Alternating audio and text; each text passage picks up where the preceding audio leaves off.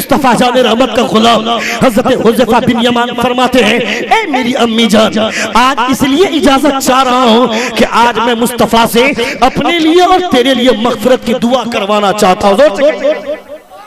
अपने लिए और तेरे लिए मग़फ़िरत की दुआ करवाना चाहता हूँ। हज़रत हुज़ैफा तशरीफ़ लाते हैं। असर की नमाज होती है, असर की नमाज, मग़रिब की नमाज होती है। मग़रिब की नमाज के बाद मुस्तफ़ा विर्दो वज़ाइफ में मशगूल हो गए। फिर देखते देखते ईशा की अजान हो गई, ईशा की नमाज मुकम्मल हुई। नबी ये कौनैन विर्दो वज़ाइफ में मशगूल हो गए। सोचा कब मुस्तफ़ा बाहर निकलेंगे, कब मुस्तफ़ा तशरीफ़ लाएंगे कि नबी से बात करूंगा। अपनी माँ से वादा करके आया हूँ, अपने लिए और अपनी माँ के लिए दुआ मग़फ़िरत करवाऊंगा। हज़रत हुज़ैफा इंतजार में है। नबी ये कौनैन तशरीफ लाए और सीधे मुस्तफ़ा काशाने नबूवत की तरफ चलने लगे। हज़रत आयशा सिद्दीक़ा रज़ियल्लाहु ताला अन्हा के घर की तरफ मुस्तफ़ा का रुख हुआ। नबी ये कौनैन आगे निकल गए, हज़रत हुज़ैफा पीछे। गैरत ये जवाब दे रही है, दिल चाहता है कि आवाज दूं, मगर गैरत का रुख कायनात की सबसे अच्छी बारगाह है, ये मुस्तफ़ा की बारगाह है। यहाँ पीछे से आवाज देना अदब के खिलाफ है। आवाज दे तो दे कैसे? नबी ये कौनैन हल्के हल्के कदमों से चल रहे हैं। हज़रत हुज़ैफा पीछे, हज़रत हुज़ैफा की ज़बान तक नहीं खुली थी। मुस्तफ़ा पलटते फरमाते हैं, क्या मैटर है हुज़ैफा, तुमको परेशान होने की जरूरत नहीं है। मैंने तेरे लिए भी और तेरी माँ के लिए भी मग़फ़िरत की दुआ कर दी है। नबी ये कौनैन सल्लल्लाहु ताला अलैहि वसल्लम की पाक महफिल है। इस महफिल का कोई जवाब नहीं है। आपने मुस्तफ़ा जान रहमत सल्लल्लाहु ताला अलैहि वसल्लम की आमद के हवाले से, नबी की आमद के हवाले से आपके खतीब इमाम हज़रत हाफिज़ कारी अशरफ रज़ा साहब नौमानी क़िबला मद्दज़िल्लहु नूरानी मेरे बाएं तरफ तशरीफ़ फरमाए। आपसे पहले वो हमारे इमाम रह चुके हैं। आप समझ सकते हैं अल्लाह रब्बुल इज़्ज़त ने इनको बड़े हसीन अखलाक से नवाजा है। इनके अखलाक को खुदा सलामत रखे। एक बार जोर से पूरा मजमा अपने दोनों हाथों को फ़िज़ा में लहरा कर कहें, या रसूल अल्लाह, और जोर से कहें, या हबीब अल्लाह। रब्बना वबअस फ़ीहिम रसूला मिनहुम यतलू अलैहिम आयातिक व युअल्लिमुहुमुल किताब वल हिकमत व युज़क्कीहिम इन्नका अंतल अज़ीज़ुल हकीम। हज़रत इब्राहीम अलैहिस्सलातु व तस्लीम ने अल्लाह रब्बुल इज़्ज़त से दुआ फरमाई थी, और Allah you have to send a noble messenger. ए बेटा, बैठो बैठो बैठो, सुने थोड़ी देर। जलसे रसूल के पीछे एक मकसद होता है, एक राज होता है। आप कहेंगे कि बच्चों को नहीं सुनना चाहिए, मैं कहूंगा बच्चों को ज्यादा तवज्जो के साथ सुननी चाहिए।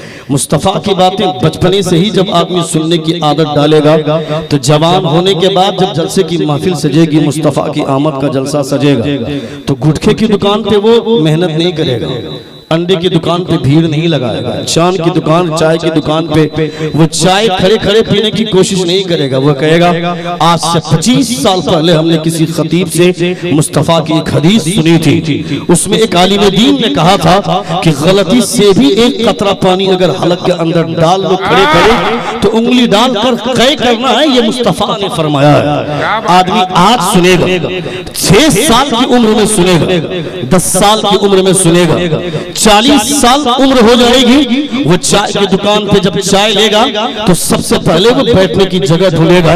लोग कहेंगे क्या ढूंढ रहे हो?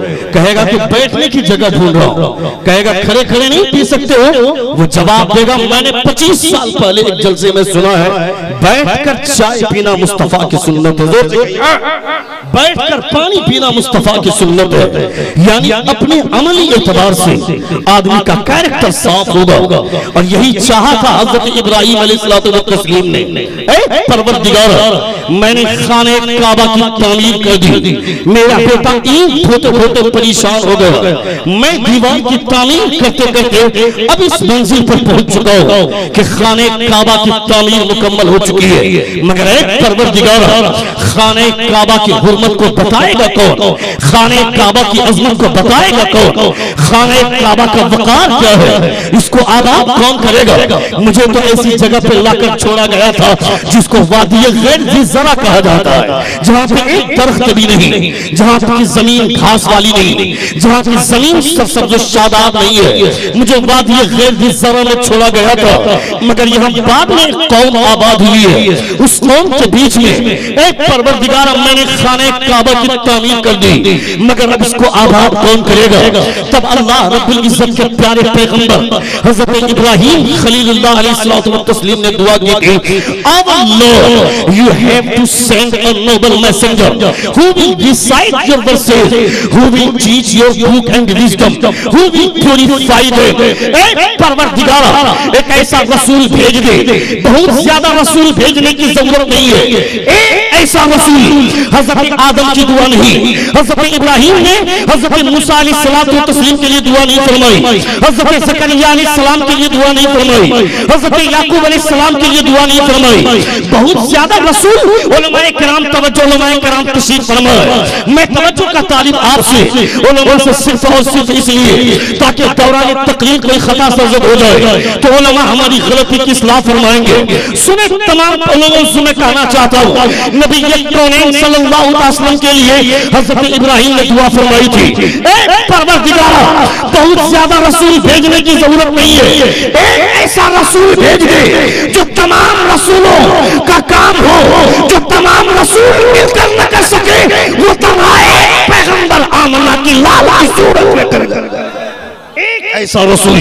You have to send a noble messenger who will recite your verses, जो तेरी आयत की तिलावत करे, who will teach your book and wisdom, जो तेरी किताब और हिकमत की तालीम दे, who will purify them, जो लोगों को अंदर से और बाहर से बदल दे। मुस्तफा ने यही चाहा था कि लोगों का दिल बदल दे, लोगों के दिल की दुनिया बदल जाए।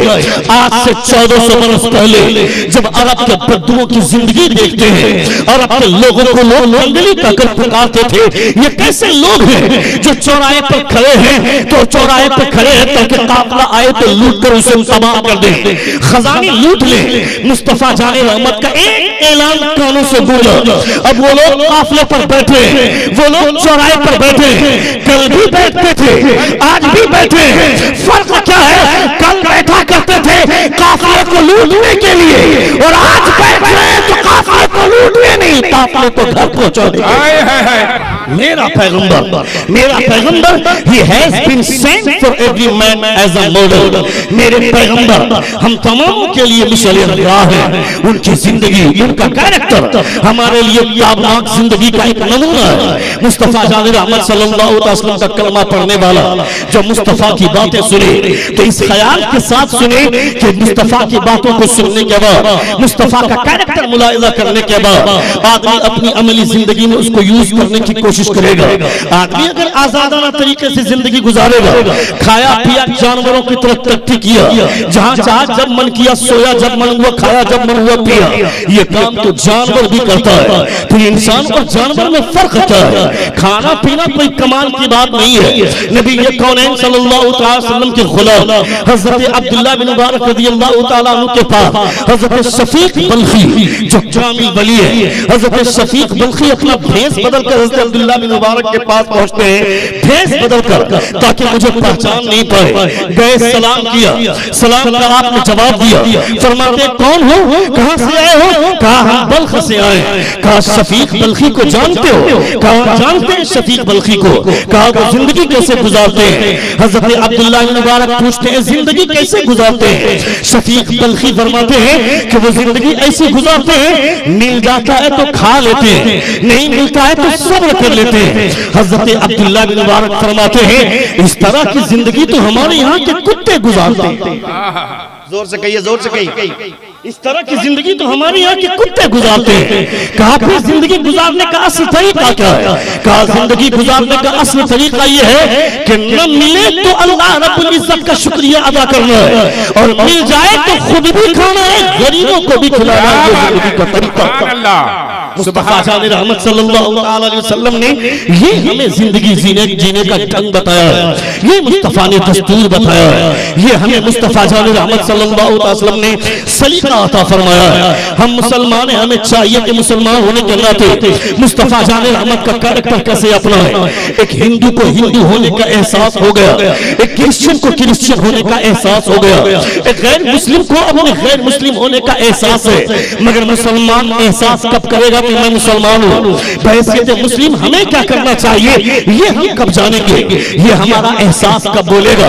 हम तो जलसों में आते हैं, जलसों में आकर के इंटरटेनमेंट का जरिया हमने जलसों को समझ लिया, चलो 10 मिनट बैठेंगे, अच्छा लगा तो थोड़ी देर बैठ जाएंगे, नहीं अच्छा लगा तो वापस चले जाएंगे। मैं कहता हूँ जालिम, तुम यहाँ मजा लेने के लिए आते हो, जलसे रसूल मजा लेने के लिए नहीं है। जलसे रसूल में आदमी बैठे मुस्तफा का कैरेक्टर मुलाहिजा करे।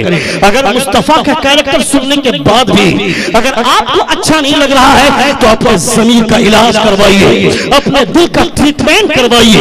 कायनात में कोई अच्छी बात हो मुस्तफा के कैरेक्टर से तो बताओ। नबी के कैरेक्टर से बेहतर कोई कैरेक्टर नहीं, मुस्तफा की बात से बेहतर कोई बात नहीं। फिर मुस्तफा की बातों को छोड़कर दुनिया की बातें क्यों सुनना चाहते हैं? पूरी जिंदगी गुजार दी दुनिया की बातें सुनने में, 24 घंटे चाय की दुकान पे, पान की दुकान पे, अंडे की दुकान पे, होटलों में बैठे हैं तो वहां बुराई कर रहे हैं, स्टेशन पे बैठे हैं वहां बुराई कर रहे हैं, अपनी गाड़ी में बैठे हैं तो वहां गुनाह कर रहे हैं। हमारे गाड़ी में साउंड सिस्टम है, उसमें गाना बज रहा है, ये गाना सुनना हराम है। हमारे सामने न्यूज चैनल है, न्यूज पे एक लड़की आकर के न्यूज दे रही है, उस लड़की की आवाज सुनना हराम है, वो आवाज सुनना हराम है। थोड़ी देर के लिए जो एडवर्टाइज आता है, जो प्रचार आता है, उस प्रचार में अदनंगा कपड़ा पहन के एक लड़की आती है, उस लड़की का चेहरा देखना हराम है। मैं कहता हूँ मेरे हाथ में मोबाइल आ गया, इस मोबाइल को यूज करने का ढंग हमने नहीं सीखा। पूछिए उलमा से, मोबाइल ये उलमा भी इस्तेमाल करते हैं, मगर एक एक मौलवी के मोबाइल में 50 से ज्यादा किताबें होती हैं, वो किताबों का मुताला करते हैं, मगर तुम अपने मोबाइल को यूज करते हो। कभी किसी गर्लफ्रेंड को फ्रेंड रिक्वेस्ट दे दिया, फेसबुक में किसी लड़की को फ्रेंड रिक्वेस्ट दे दिया, 24 घंटे व्हाट्सएप में एक लड़की से चैट किया, एक लड़की से बात की। मैं कहता है जालिम, जिस पे हया लड़की के चक्कर में पूरी रात कुर्बान करता है, वो लड़की कौन है जो तेरी जिंदगी बर्बाद करती है? दुनिया की ये सबसे हसीन खूबसूरत चेहरा, दुनिया का सबसे हसीन चेहरा ये नहीं है जिसके चक्कर में तू पूरी रात बर्बाद कर रहा है। कायनात का सबसे हसीन चेहरा कौन है? पूछ हज़रत शेख सादी शिराज़ी से, फरमाते हैं बलगल हुलाली कमाली कसफत जाली जलाली वसुलत जमीउल खिसाली। फरमाते हैं he reached the highest place by his perfection, he removed the darkness by his beauty। आप फरमाते हैं कायनात के सबसे हसीन चेहरे एक तरफ और आमना के लाल का तलवा एक तरफ, पूरी कायनात में मुस्तफा का चेहरा भारी हो गया। नारे तकबीर। He reached the highest place by his perfection, he removed the darkness by his beauty। वो मेरे पैगंबर की खूबसूरती है, तुमने देखा नहीं? हज़रत अब्दुल्लाह मुबारक रज़ियल्लाहु ताला अन्हु तशरीफ फरमाए, नबी ये कौन है? मौजूद है। सुनिएगा थोड़ी देर, अपने दोनों हाथों को फिजा में लहरा कर कहें या रसूल अल्लाह, या रसूल अल्लाह। पूरा मजमा हाथों को लहरा कर कहें या हबीब अल्लाह। हज़रत अब्दुल्लाह मुबारक है, मुस्तफा तशरीफ फरमा है, नबी ये कौन है? सल्लल्लाहु ताला अलैहि वसल्लम से हज़रत अब्दुल्लाह मुबारक फरमाते हैं, ए अल्लाह के रसूल, मैंने कायनात नहीं देखी है, मैं बचपन से अंधा हूँ, मैं दुनिया देखना चाहता हूँ। ए अल्लाह के रसूल, मेरे लिए दुआ कर दीजिए ना कि मैं दुनिया देख लूं। मुस्तफा जान रहमत ने हाथ उठाया, मुस्तफा ने दुआ की। कायनात के सबसे अच्छे इंसान की दुआ है। मुस्तफा जान रहमत की जबान से बेहतर किसकी जबान हो सकती है? हुजूर आला हज़रत फरमाते हैं इजाबत का सेहरा, इनायत का जोड़ा, दुल्हन बन के निकली दुआए मोहम्मद। ये मेरे पैगंबर मुस्तफा जान रहमत सल्लल्लाहु तआला अलैहि वसल्लम की दुआ है। मुस्तफा जान रहमत ने दुआ के लिए हाथ उठाया, अपने चेहरे पर हाथ फेर के मुस्तफा, उससे पहले खुदा ने मकबूलियत का परवाना अता फरमा दिया। हज़रत अब्दुल्लाह बिन मुबारक की, हज़रत अब्दुल्लाह बिन उम्म मक्तूम की आंख खुली। सुनिएगा, हज़रत अब्दुल्लाह बिन उम्म मक्तूम की आंख खुली। जैसे ही आंख खुली, मुस्तफा का चेहरा सामने, मुस्तफा का चेहरा सामने, नबी ये कौनैन का चेहरा देख रहे हैं, मुस्तफा जाने रहमत अब्दुल्लाह बिन उम्म मक्तूम का चेहरा देख रहे हैं, हजरत अब्दुल्लाह बिन उम्म मक्तूम मुस्तफा जाने रहमत का चेहरा देख रहे हैं। काफी देर तक ये देखना चला। उसके बाद हजरत अब्दुल्लाह बिन उम्म मक्तूम फरमाते हैं, ए मुस्तफा फिर से दुआ कर दे, मेरी आंख से रोशनी चली जाए, मेरी आंख की रोशनी गायब हो जाए। नबी ये कौनैन फरमाते हैं, ए अब्दुल्लाह अभी मुझसे दुआ करवाई, अभी तुमने दुआ करवाया कि आंख में रोशनी आ जाए, मगर फिर अचानक दुआ रोशनी चले जाने की दुआ करवाने का क्या मतलब है? हजरत अब्दुल्लाह बिन उम्म मक्तूम फरमाते हैं, ए मुस्तफा मेरी आंखों ने अब तक दुनिया का नजारा नहीं किया था, मैंने दुनिया नहीं देखी थी, मगर आज जब आंख खुली है तो सबसे पहले मैंने आपका चेहरा देखा, मेरी आंखों ने आपका जमाल देखा। ए मुस्तफा अब मैं दुनिया नहीं देखना चाहता, अब मेरी ख्वाहिश है कि मरूं तो आपके चेहरे का जमाल लेकर के मरूं और क़यामत में उठूं तो आपका जमाल लेकर के उठूं।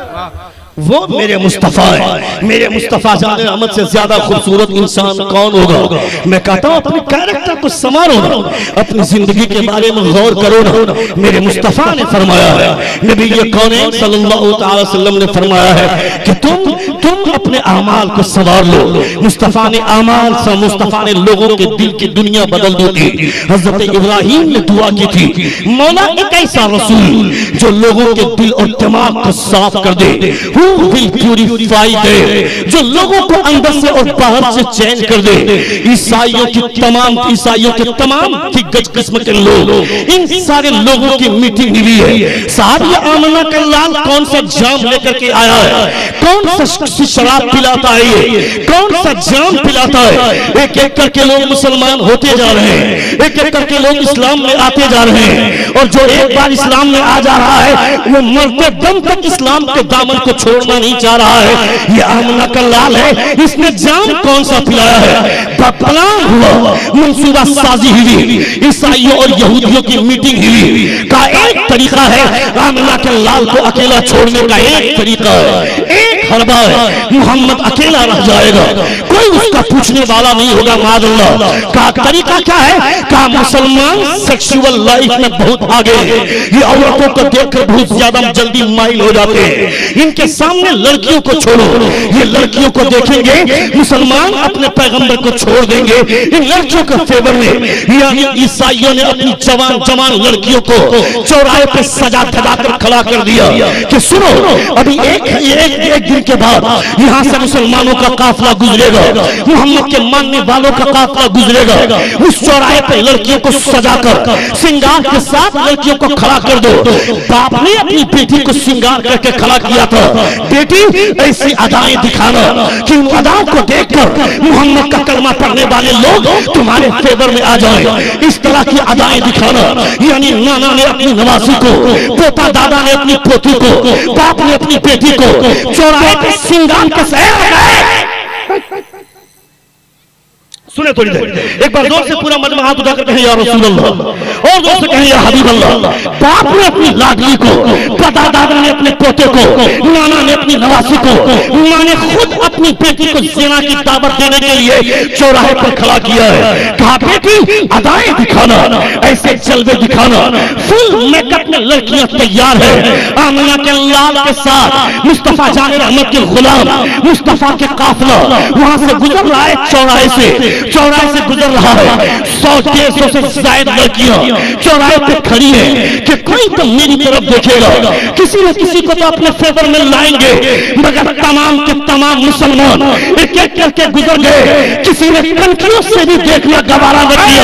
आखिर वजह क्या है? जवाब मिलता है कि सुनो, जिन आंखों में आमिना के लाल की सूरत बस जाती है वो दुनिया के किसी हसीन चेहरे को नहीं देखती है।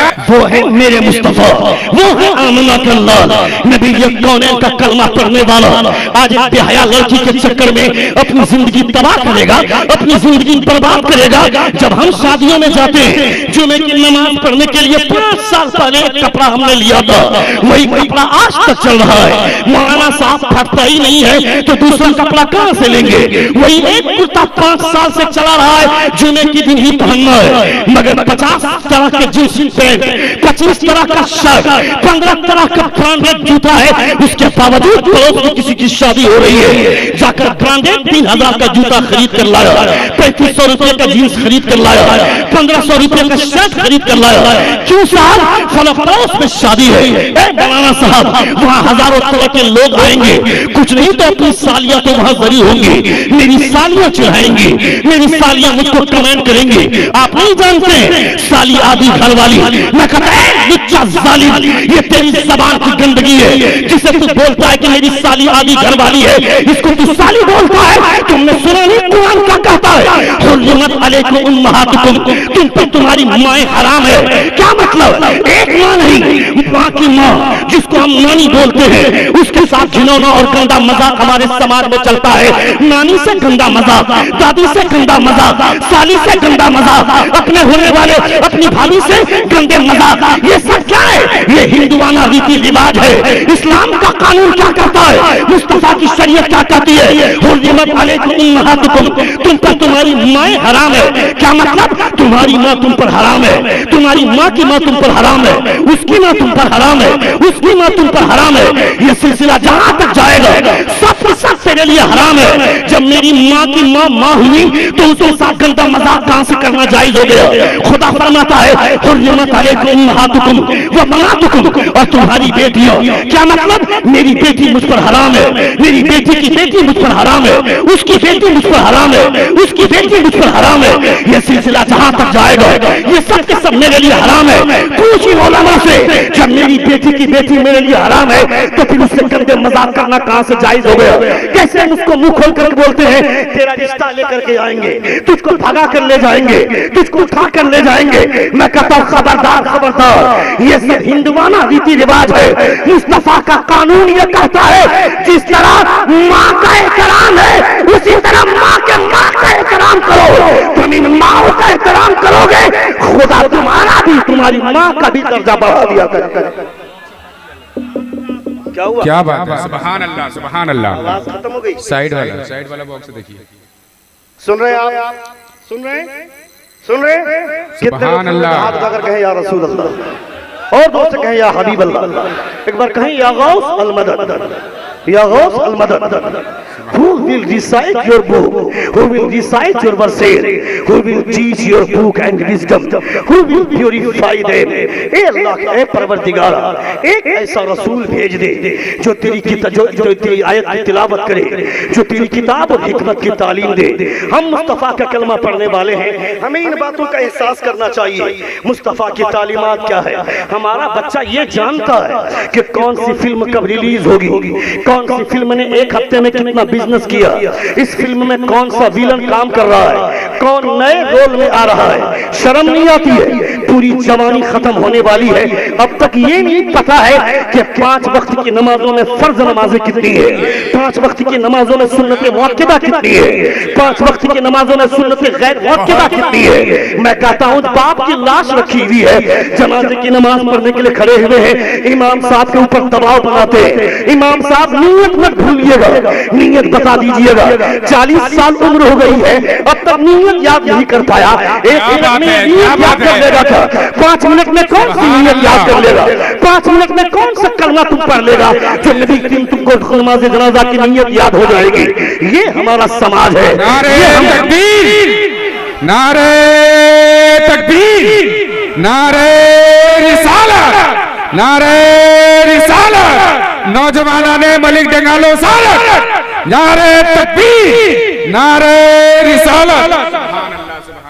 नबी ये कौनैन सल्लल्लाहु अलैहि वसल्लम का कलमा पढ़ते हैं, हमें इन बातों का एहसास होना चाहिए। मैं कहता हूँ उस वक्त एक साथ दरछिल्ला आदमी को बुला कर ले आते हैं, क्योंकि बड़ा बेटा है ना, बाप की लाश सामने रखी हुई है, बड़ा बेटे को बुला कर ले, तुम इजाजत दो इमाम साहब को। वह है क्या इजाजत देने के लायक? मसला क्या है? कभी मुफ्ती साहब से पूछा, अपने उलमा से पूछा कि बाप की लाश अगर रखी हुई है, बेटा अगर पढ़ाने के लायक है तो वो पढ़ाएगा, और अगर बेटा पढ़ाने के लायक है नहीं है तो फिर वो इजाजत ही देने के लायक नहीं है। बेटा अगर पढ़ाने के लायक है और वो नहीं पढ़ाना चाहता है, तब वो इमाम को इजाजत दे सकता है, तब वो इमाम को कहेगा आप पढ़ाइए। बेटा खुद इस लायक नहीं है कि नमाज जनाजा पढ़ाए, फिर वो इजाजत देने का हकदार कहां से हो गया?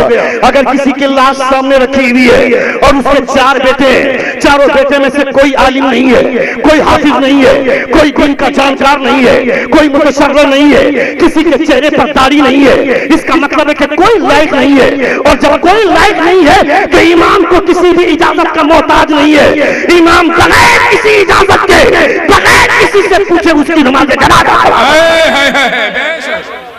ये इमाम का कमाल है। हमने तो अपने इमाम को अपने घर का नौकर समझ लिया, मेरे इशारे पर इमाम घर जाएगा, मेरे इशारे पर इमाम आएगा। भाई आवाज क्या कर दिया आपने? आवाज सही करो, आवाज सही करो भाई। माशाअल्लाह बहुत अच्छी आवाज थी, लेकिन अभी थोड़ा सही करो। सुन रहे हैं आप? सुन रहे? तकरीबन 40 मिनट की तकरीर मेरी हो गई है, अल्हम्दुलिल्लाह। आप बहुत अच्छा सुन रहे हैं, और 10-15 मिनट का खिताब सुन लीजिए, उसके बाद तकरीर दी एंड हो जाएगी। एक बार जोर से अपने दोनों हाथों को फिजा में लहरा कर कहें या रसूल। मुस्तफ़ा की बातें सुनने वाले लोग इसी तरह से बाज़ौक़ होकर के बैठे, मेरे सामने जितने लोग बैठे हैं ये सारे के सारे अच्छे लोग हैं। अच्छे लोग जब बैठते हैं तो बोलने वालों को अच्छा लगता है। और सबसे बड़ी बात यह है कि हमारा तो ये अकीदा है ना कि मुस्तफ़ा से कोई चीज़ पोशीदा नहीं है। जोर से कहिएगा, जोर से। मुस्तफ़ा सारी चीज़ों को जानते हैं। नबी ये कौनैन से कोई चीज़ पोशीदा नहीं है। नबी ये कौनैन ने एक बार जबल उहुद पर मुस्तफ़ा जान रहमत ने उहुद पहाड़ के ऊपर अपना पाँव रखा, वो पहाड़ हिलने लगा। रावी का बयान है कि पहाड़ हिलने लगा, मगर इश्क की ज़बान ये कहती है कि पहाड़ वजद में झूमने लगा था। जोर से कहिएगा, पहाड़ वजद में झूमने लगा था। मुस्तफ़ा ने पाँव रखा, पहाड़ वजद में झूमा। मुस्तफ़ा फरमाते हैं हादा जबल युहिब्बुना व नुहिब्बुहु, ये जबल उहुद है, ये हमसे मोहब्बत करता है, हम इससे मोहब्बत करते हैं। पूछ मुस्तफ़ा से, ए मुस्तफ़ा पहाड़ों को ज़बान नहीं होती है, पहाड़ बोलता नहीं है, फिर आप कैसे जान गए? तो मेरे पैगंबर का जवाब यह है कि तुम आमना के लाल से बात कर रहे हो। आमना का लाल किसी की बात को समझने के लिए ज़बान का मोहताज नहीं है, बगैर ज़बान के भी आमना के लाल दिलों की रात को जान लिया गया। वो मेरा पैगंबर है। मेरे पैगंबर दिलों के राज को भी जानते हैं, मेरे पैगंबर दिलों की हकीकत को भी जानते हैं। मुस्तफ़ा ज़बान के मोहताज नहीं है। हज़रत हुज़ैफ़ा बिन यमान रज़ियल्लाहु ताला अन्हु अपनी वालिदा मोहतरमा से फरमाते हैं, ए मेरी अम्मी जान मुझे इजाज़त दो, मुस्तफ़ा के पीछे नमाज पढ़ने जा रहा हूँ। कहा बेटे इसमें इजाज़त की क्या ज़रूरत है, ये तो तेरा नसीब है, ये तो तेरा मुक़द्दर है, तुम 5 वक्त मुस्तफ़ा के पीछे नमाज पढ़ते हो, फिर आज पूछने की जरूरत क्या है? नबी कौनैन सल्लल्लाहु ताला अलैहि वसल्लम, सुनिएगा, मुस्तफ़ा जान रहमत का गुलाम हज़रत हुज़ैफ़ा बिन यमान फरमाते हैं, ए मेरी अम्मी जान आज इसलिए इजाजत चाह रहा हूँ कि आज मैं मुस्तफ़ा से अपने लिए और तेरे लिए मग़फ़िरत की दुआ करवाना चाहता हूँ। अपने लिए और तेरे लिए मग़फ़िरत की दुआ करवाना चाहता हूँ। हज़रत हुज़ैफ़ा तशरीफ़ लाते हैं, असर की नमाज होती है, असर की नमाज मग़रिब की नमाज होती है। मग़रिब की नमाज के बाद मुस्तफ़ा विर्द वज़ाइफ में मशगूल हो गए। फिर देखते देखते ईशा की अज़ान हो गई, ईशा की नमाज मुकम्मल हुई। नबी ये कौनैन विर्द वज़ाइफ में मशगूल हो गए। सोचा कब मुस्तफ़ा बाहर निकलेंगे, कब मुस्तफ़ा तशरीफ़ लाएंगे कि नबी से बात करूंगा। अपनी माँ से वादा करके आया हूँ, अपने लिए और अपनी माँ के लिए दुआ मगफिरत करवाऊंगा। हजरत हुज़ैफा इंतजार में है। नबी कौनैन तशरीफ लाए और सीधे मुस्तफा काशाने नबूवत की तरफ चलने लगे। हजरत आयशा सिद्दीक़ा रज़ियल्लाहु ताला अन्हा के घर की तरफ मुस्तफा का रुख हुआ। नबी कौनैन आगे निकल गए, हजरत हुज़ैफा पीछे। गैरत ये जवाब दे रही है, दिल चाहता है कि आवाज दूं, मगर गैरत का रुख कायनात की सबसे अच्छी बारगाह है, ये मुस्तफा की बारगाह है। यहाँ पीछे से आवाज देना अदब के खिलाफ है। आवाज दे तो दे कैसे? नबी कौनैन हल्के हल्के कदमों से चल रहे हैं, हजरत हुज़ैफा पीछे। हजरत हुज़ैफा की जबान तक नहीं खुली थी, मुस्तफा पलटते फरमाते हैं, क्या मैटर है हुज़ैफा, तुमको परेशान होने की जरूरत नहीं है। मैंने तेरे लिए भी और तेरी माँ के लिए भी मग़फ़िरत की दुआ कर दी है। नारे तकबीर, या रसूल अल्लाह, जिंदाबाद जिंदाबाद, मरहबा।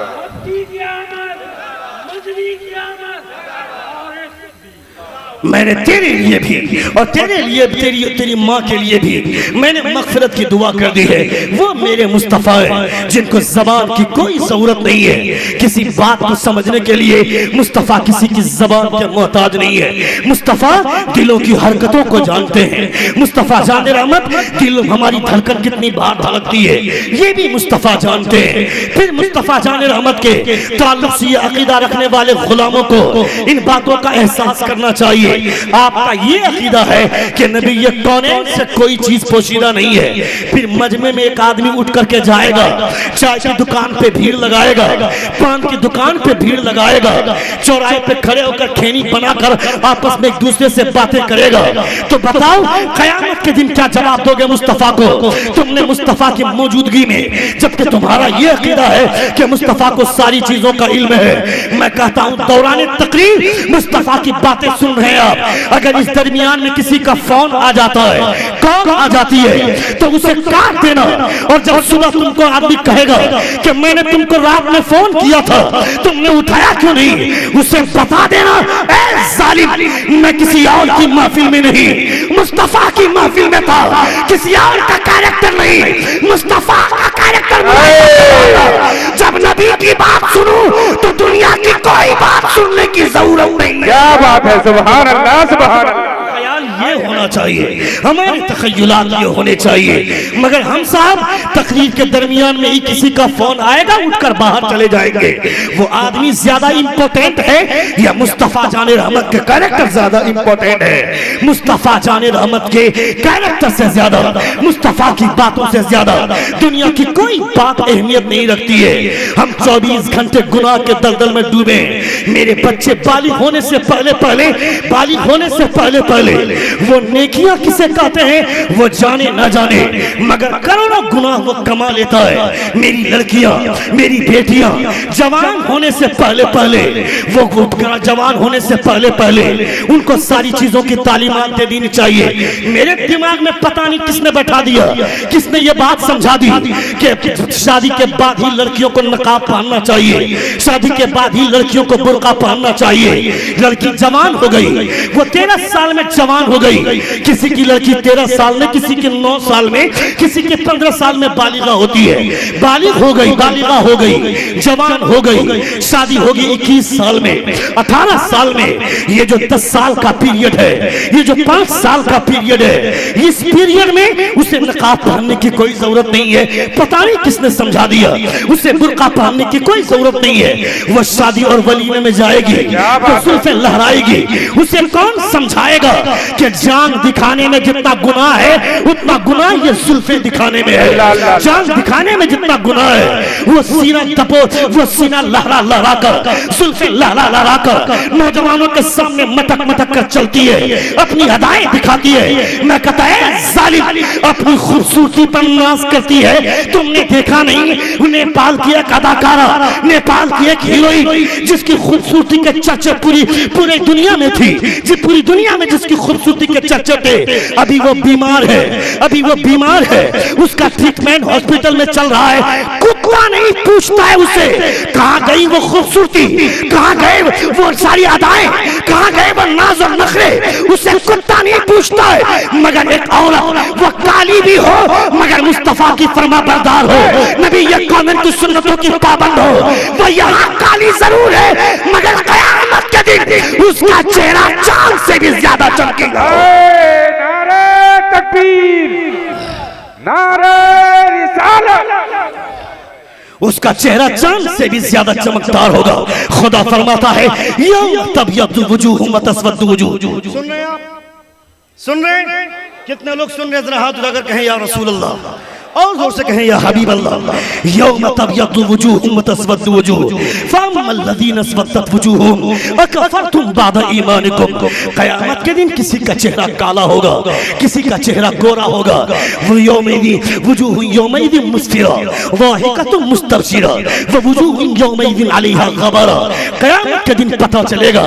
यहाँ की खुशी पे इतना ज्यादा इतराने की जरूरत नहीं है। क्या हुआ आज पैसे आ गए तो पैसों की बुनियाद पर घमंड करने की जरूरत नहीं है। तू यहाँ खूबसूरत हो सकता है मगर अगर तेरा अमल अच्छा नहीं है क़यामत के दिन काला हो जाएगा।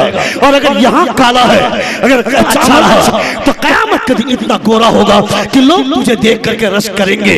काश आमना के लाल के कैरेक्टर पर हम भी चले होते, मुस्तफा के फरमान पर हमने भी अमल किया होता तो आज हमारी जिंदगी भी कुछ और होती। अब आज हमारी आखिरत कुछ और होती। 6 साल 7 साल 8 साल की उम्र का बच्चा, 12 साल 15 साल की उम्र का बच्चा चौराहे पे खड़ा होकर पबजी और फ्री फायर खेलता है, बाप को शर्म तक नहीं आती है। उसके हाथ में एंड्रॉइड फोन दे दिया, उसके हाथ में मोबाइल दे दिया 15,000 का। मेरा बेटा 20,000 का चलाता है, मेरा बेटा 30,000 का मोबाइल चलाता है। मैं कहता है जालिम, तुमने अपने बेटे को 30,000 और 40,000 का मोबाइल दे दिया, कभी अपने लड़के का मोबाइल तुमने चेक किया? तेरा बेटा 50 तरह का सिक्योरिटी कोड डाल कर रखता है, चेक क्यों नहीं करता है? क्यों अपनी औलाद के ताल्लुक से जानने की कोशिश नहीं करता है? रात के सन्नाटे में तेरा बेटा किसी लड़की से बात कर रहा है, तू गांव में चौधरी बन के घूम रहा है, देखना अचानक किसी डॉन की लड़की को भगा कर ले आएगा और कहेगा ये मेरी बीवी है, हमने कोर्ट से शादी कर ली है, तब तुझे पता चलेगा। आज बोलता है मौलाना साहब, इमाम साहब, मुझे इन सब बातों में मत उलझाइए, मेरा बेटा समझदार है, जब समझदार हो जाएगा तब जानेगा। अभी वो बच्चा है, जालिम अभी बच्चा है तो उसकी लगाम आज खींच ले, उसको आज तमाचा मार। तेरा बेटा अगर किसी के घर के खिलौने चोरी करके ला रहा है तो उसे आज तमाचा मार। वो बच्चा है, खिलौना चोरी नहीं करेगा तो जहाज चोरी करेगा, मगर जहाज उसने अगर खिलौना चोरी किया है तो उसको आज तमाचा मार दे, ताकि बड़ा होकर के वो जब किसी की तरफ गलत निगाह डालेगा तो वो ये एहसास करेगा बचपन में मेरे बाप ने मुझे तमाचा मारा, उसका दर्द मैं आज भी महसूस कर रहा हूँ। वो ये सोचेगा गलती करने पर जब मेरा बाप इतना नाराज होता है तो मेरा खुदा कितना नाराज होगा। जवान लड़कियों को चौराहे पे खड़े खड़े ताड़ने वाले क्या जानेंगे इस्लाम की अजमतें क्या है, इस्लाम की खुशबुएं क्या है। रात रात भर लड़कियों से बात करने वाले वो क्या जानेंगे इस्लाम कितनी मुश्किलों से हम तक पहुंचा है। मैं तो पैदाइशी मुसलमान हो गया ना, मेरा बाप अब्दुल गफूर था, मेरा नाम अब्दुल रहीम हो गया, मेरा बाप अब्दुल रहमान था, मेरा नाम अब्दुल जब्बार हो गया, मैं अपने बेटे का नाम अब्दुल रहीम रख दूंगा। मेरी तो नस्लें मुसलमान पैदाइशी से हो रही है, मगर कैरेक्टर के एतबार से देख हमारा कितना घिनौना काम है। खड़ा होकर पेशाब मुसलमान का बच्चा करता है, लूडो मुसलमान का बच्चा खेलता है, कैरम बोर्ड मुसलमान का बच्चा खेलता है, ताश के पत्ते मुसलमान के बच्चे भी खेल रहे हैं, शराब की बोतलें मुसलमान के बच्चे छू रहे हैं। जो नौजवान लड़कियों को चौराहे पे खड़े खड़े ताड़ रहे हैं मुसलमान के बच्चे, उसके साथ घिनौने काम कर रहे हैं मुसलमान के बच्चे। जलसे होते हैं 1 महीने के बाद, 1 महीना पहले से ही प्लान शुरू हो जाता है। जा रही हूँ ना जलसे में, मैं भी वहां जलसे में पहुंच रहा हूँ, बात हो गई फोन में, वो आ गई। यहाँ पे अब जलसे नहीं सुनेंगे, ये अलग जाकर के रंग रंगीलियां मनाएंगे, जाकर मजे लेंगे। मैं कहता है सालिम, तुमने सुना नहीं, हजरत इमाम शाफई फरमाते हैं ज़िना एक कर्ज है, तुम आज करोगे कल तुम्हारी बेटी से उसका बदला लिया जाएगा, कल तुम्हारी बीवी से उसका बदला लिया जाएगा। तुमने देखा नहीं, जवान लड़की है, बाप गुर्बत के आलम में है, बाप बुढ़ापे में है, बेटी ने आकर बाप के सिरहाने पे खड़ी होकर के कहा था अब्बा हुजूर 3 दिन हो गए घर में चूल्हा नहीं जला है, कोई सूरत नहीं निकल आ रही है, मगर अब मुझे इजाजत दीजिए आप, मैं घर की गुर्बत को दूर करूंगी। सुन रहे? कितने लोग सुन रहे हैं? हाथ उठाकर कहें या रसूल अल्लाह, और जोर से कहें या हबीब अल्लाह। और 3 मिनट की गुफ्तगू मेरी बची हुई है। सुनिए, तकरीबन 11:30 बज चुके हैं, 11:30, 1 घंटे की तकरीर मेरी होने वाली है। एक बार और जोर से कहें या रसूल अल्लाह, और एक बार कहें या हबीब अल्लाह। जवान लड़की है, अपने बाप से बोलती है, कहा अब्बा हुजूर 3 दिन हो गए घर में चूल्हा नहीं जला है, इजाजत दीजिए घर की गुर्बत को दूर करूंगी। बाप ने कहा मेरी लाडली, तू कैसे घर की गुर्बत को दूर करेगी, तू कैसे घर की गुर्बत को दूर करेगी, मैं परेशान हूँ। बेटी ने कहा इजाजत तो दीजिए। बाप ने इजाजत दे दिया।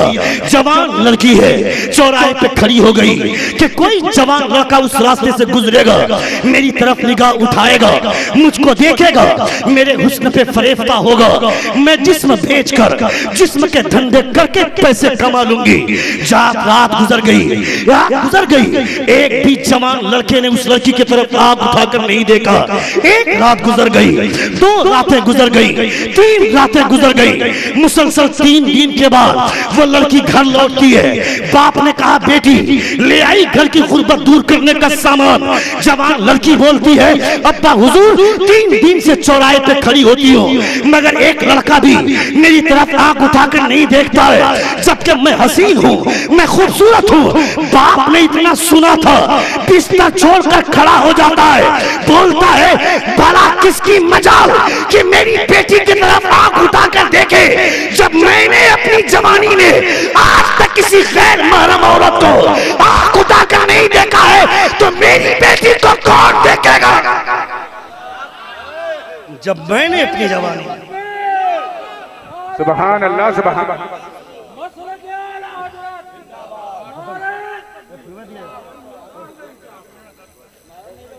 सुन रहे हैं आप? सुन रहे हैं? सुन रहे हैं? सुन रहे हैं? कितने लोग सुन रहे? हाथ उठाकर कहें या रसूल अल्लाह, और जोर से कहें या हबीब अल्लाह।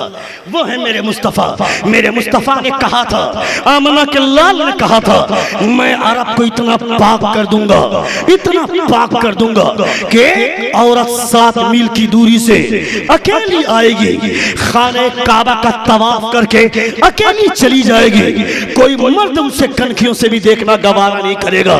और हुआ भी ऐसा, एक औरत 7 मील की दूरी से अकेले आई, खाने काबा का तवाफ करके अकेली चली गई, कोई मर्द उससे देखना तक गवारा नहीं किया।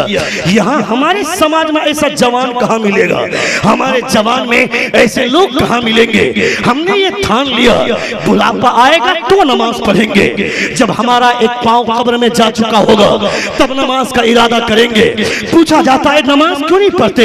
मौलाना साहब आप भी ऐसी बात कर रहे हैं, अभी तो शादी भी नहीं हुई है, आप दाढ़ी रखने की बात कर रहे हैं, मैं दाढ़ी रखूंगा, कम से कम शादी तो हो जाने दीजिए। नौजवान लड़कियों से पूछ लो, पहली बात तो बाप किसी बेटी से पूछता ही नहीं है, और अगर पूछ भी लेता है, पूछने का मतलब राय लेनी चाहिए। मुस्तफा जाने रहमत को दूसरी बेटियों पर इख्तियार था, उसके बावजूद मुस्तफा ने हजरत फातिमा से कहा था, या फातिमा इन्ना अली यज़कुरुकी, ए फातिमा अली तुम्हारा तज़किरा करता है।